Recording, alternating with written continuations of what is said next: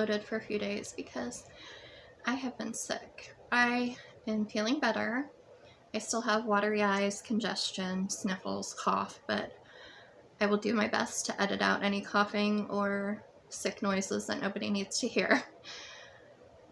I also have decided that in 2022, so January, I will be uploading probably 2 true crime videos per week. I think that is a manageable goal that I've set for myself. So I'll probably do it Monday and Thursday is what I was thinking. If that sounds good to you, let me know. And generally I cover older cases. This is a newer case, but it really reminds me of a case that I have a family connection to, which I'll explain later in the video. And also, other than online, this case I haven't seen mentioned on the news or anything. I live on the East Coast. This happened in Missouri. So I think it needs more attention. And sadly, the information that is online has not been completely correct to what actually happened. So there's a lot of misinformation, which I have tried my best to not include any of that. I've tried to just include facts and the most up-to-date information that I could find through my own research. So, with that all said, let's get into the video. Hey guys, as always, if you see me looking down, I have my laptop down here with my information, so that is what I'm doing. Today I will be covering a more current case out of the state of Missouri, and for this video, I will be leaving the victim's picture up for the majority of it because she is the important one in this story and not the monsters who snuffed out her life. Allow me to introduce you to Cassidy Rainwater. She was a beautiful 33-year-old woman and mother who was trying to get back on her feet after a rough patch in her life. She was staying with friends for a fresh start, and sadly this would be her undoing. July 25th, 2021 was the last time anyone had seen Cassidy. A case was finally opened in late August of 2021 when a family member called local police to report her missing. Sadly, in September, this disappearance took a very dark turn. This is when the FBI received images of a nude caged woman. This woman was later identified as Cassidy Rainwater. The FBI contacted the local police department and informed them of this horrific discovery. The local police quickly found 7 additional and disturbing images. Where were these found, you ask? On the phone of the friend that Cassidy had been staying with. This friend was 56-year-old James D. Phelps. This wasn't the first time police had contact with him. Just 2 weeks prior, he had been interviewed and stated that she had been staying with him while getting back on her feet, but that he hadn't seen her and had no idea where she had vanished to. This was in fact a lie. James Phelps and his buddy Timothy Norton were the ones responsible for the murder of Cassidy. Let me tell you how this allegedly happened.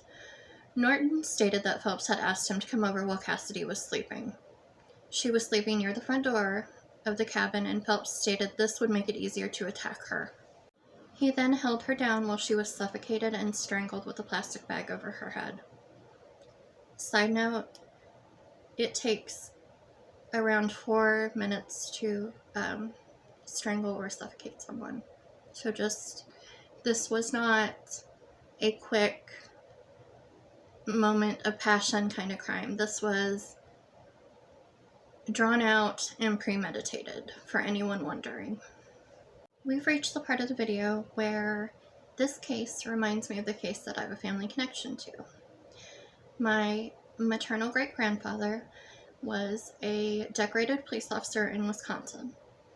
He worked on the case of Ed Gein, who, by all accounts, was a great but slow guy. He even babysat children in the community. And then they found a woman's body hanging like a deer in his building and other body parts in his home. And according to my great-grandfather, the sight was bad, but the smell was more horrific. He had nightmares about this case for the remainder of his life. And the reason that Cassidy's case reminded me of the Ed Gein case was because the way that the men who killed her dealt with her body was by using a gantry crane, which is what you use to string up an animal to break down that you've hunted. Just treated her like an animal, not even like a human being. So, you see why my brain, when I first heard about this case, it automatically went to, oh my goodness, these guys remind me of Ed Gein. Just disturbing and disgusting. After suffocating and strangling her, they took Cassidy's body and tied it to a gantry crane, which I explained is what you use to hold up an animal that you've hunted to break it down for meat. They eviscerated and dismembered her body and stored it in a freezer in the cabin. This disgusting information was thankfully enough for several law enforcement agencies to conduct a thorough search of the property. Investigators seized over 200 pieces of evidence, including skeletal remains and human flesh, which they found in a freezer. This would be forensically identified as Cassidy Rainwater. Another strange twist in this already disturbing case is that the cabin where this murder occurred on October 4th was taken out by a mysterious fire and burned to the ground.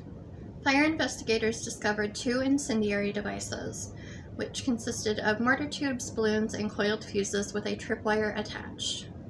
In other words, this was arson. Intentional arson. Phelps and Norton have both been charged with first-degree murder, and their trial is set to be held in February of 2022. Investigators have stated that they believe Cassidy to be the only victim of these 2. However, from my experience taking criminal psychology courses, from my experience being the great-granddaughter of a police officer, from my experience as a true crime enthusiast, I sincerely doubt that. Most killers don't go from 0 to 3,000 like that. There's a thing called escalation. If they felt comfortable enough to do this to her, clearly I believe they've had previous victims. Do I believe that these victims will ever be found? Sadly, probably not. If they felt this comfortable doing this to Cassidy, who people knew was staying there, I believe they have probably done this many times before. You don't just do this to a human being as the first time you kill someone. This was methodical. They had it planned out. They had everything down to the last detail figured out, except for the photos, which thankfully got them busted, because what a horrific way to treat another human being. Another very sad but unrelated twist in this case is that Cassidy's mother, Tracy Wawasak, went missing in 2007. And in 2008, her remains were found scattered in a field, and her case still remains unsolved and open. And rumor has it that one of the men who killed Cassidy had dated her mother previously, which has not been corroborated, but if this happened, I have a very, very bad feeling about it. As of right now, this is the most current information I could find. It is December 20th, 2021. I will be revisiting this case when the trial begins. I just want to say that my heart goes out to the children, family, and friends of Cassidy. She did not deserve this at all. As for the absolute garbage that is Phelps and Norton, you two wrong turn looking rejects are a waste of humanity. I sincerely hope you spend life in prison, being assaulted and tortured by the other inmates until the very day you draw your last breath. you do not deserve peace or comfort ever again. And that's about all I have to say to you two. Enjoy present, fuckers. Alright, that sums up the tragic, disturbing, and underreported case of Cassidy Rainwater. I sincerely hope her family and loved ones are doing well. They do not deserve to be going through this right now. I hope Phelps and Norton get their asses handed to them in prison because they deserve it. I hope those images of Cassidy have been scrubbed from the internet because no one deserves that treatment. I think for my next true crime video, I will be covering a case out of my home state of Wisconsin that appears to be a case of DV, domestic violence, but it turns out to be something even more tragic, and it's a pretty crazy case. So I will see you guys next week with that one.